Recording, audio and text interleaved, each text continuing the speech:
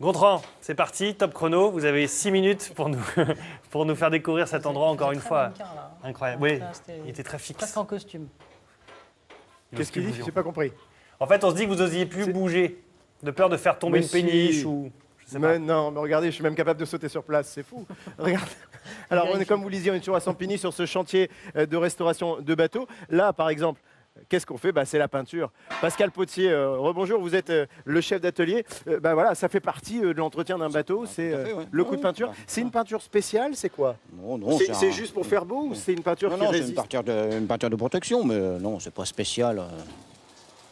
C'est pas spécial au bateau plus que Non, ça? non. Voilà. Alors là, qu'est-ce que votre salarié est en train de faire? Il est en train de finir de souder pour remettre l'appareil de refroidissement du moteur.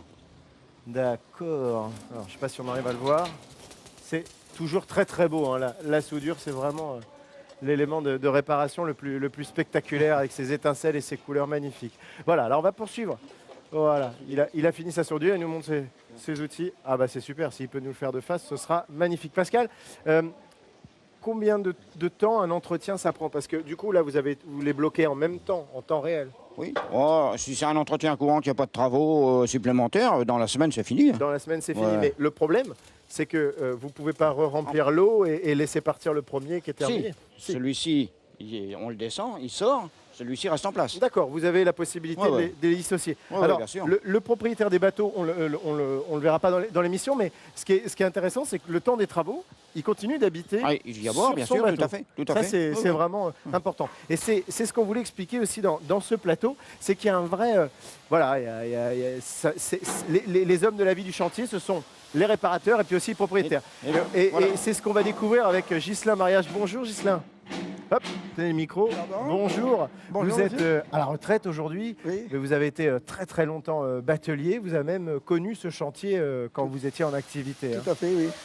C'était quoi à l'époque? C'était vous aviez déjà des Fraissinet de ce type? Oui, tout à fait, les mêmes bateaux, les mêmes gabarits. Oui, on a côtoyé beaucoup ce chantier-là parce qu'on a beaucoup navigué dans la région, nous. Donc on connaît Pascal depuis toujours. On est beaucoup venus là. Oui. On change pas de réparateur comme ça tous les 5 ans? Si, bon, j'ai pas fait que ce chantier-là. On a fait des réparations dans le nord de la France, tout ça. Mais on est venu plus souvent ici qu'autre part quand même. Oui. Bon, et alors cette vie, on va voir quelques images de ces péniches sur le canal de l'Oise. Ça a été votre vie, venez avec moi Ghislain, ça a été votre vie pendant plusieurs décennies, ces bateaux. Aujourd'hui, vous êtes installé à Longueuil-Annel, où vous étiez même né, donc c'est vraiment la ville des bateliers. Oui, tout à fait. Oui, on a fait toute notre carrière dans ce métier-là. On est né sur une péniche, mon épouse également, donc on est tombé dans la marmite en venant au monde, quoi.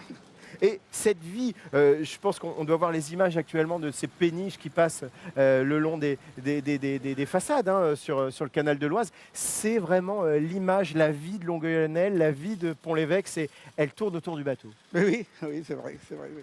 Non, mais justement, notre musée de Longueuil-Annel vous expliquerait très bien tout ça. C'est bien expliqué, Alors, ça vaut le coup d'y aller.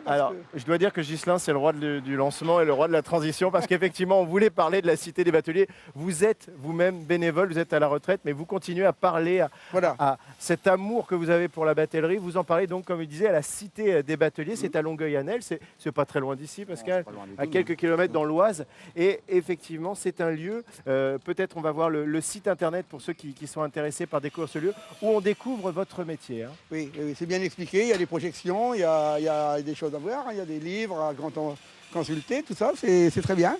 Et on est une quinzaine de bénévoles pour expliquer ça aux gens qui passent. Quoi. Et ça, c'est idéal aussi, pourquoi pour la jeune génération qui ne connaît pas forcément votre métier? Oui, d'ailleurs, tous les gens qui viennent nous voir nous disent que le métier n'est pas connu. Hein, donc, oui, c'est vrai qu'ils en sont tous enchantés, ils découvrent toujours. Et justement, c'est l'occasion aussi de parler de ces croisières hein, que propose la Cité des Bateliers sur l'Oise pour découvrir la vie des bateliers en immersion. Oui, on a un bateau, effectivement, l'Escapade qui s'appelle. On a un bateau pour faire des petites croisières dans le coin avec des repas à bord.